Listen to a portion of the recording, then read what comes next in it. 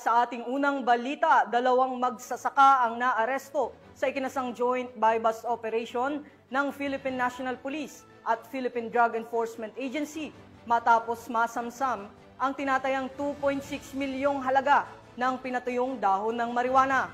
Alamin ang detalye ng report mula kay Patrolwoman Jesly Sabado. Dalawang magsasaka ang naaresto sa isinagawang joint buy-bust operation ng pinagsanib na puwersa ng Philippine Drug Enforcement Agency Baguio, Baguio City Police Office, City Drug Enforcement Unit, Criminal Investigation Unit, Police Station 2 at Regional Intelligence Unit 14 sa Crescencia Village, Baguio City. Nito lamang ika-15 ng Agosto, taong kasalukuyan. Ayon sa ulat, isinagawa ang operasyon mula alas 12:25 ng tanghali hanggang alas 2:25 ng hapon, kung saan nasamsam mula sa mga suspek ang tinatayang 22 kilo ng pinatuyong dahon at tangkay ng hinihinalang marijuana na nagkakahalaga ng 2,600,000 pesos.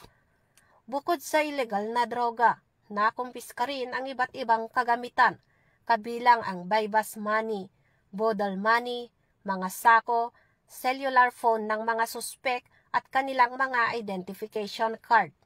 Ang operasyon ay isinagawa sa presensya ng mga opisyal na testigo na kinabibilangan ng isang barangay kagawad ng Crescencia Village, kinatawan ng National Prosecution Service at isang media representative.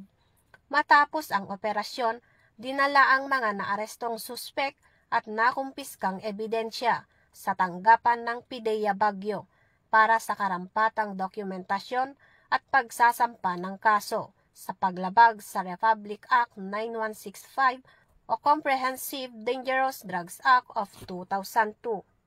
Mula dito sa Baguio City, ako yung PNN correspondent, Patrolwoman Jesly Sabado, alagad ng batas, taga-taguyod ng Balitang Pulos.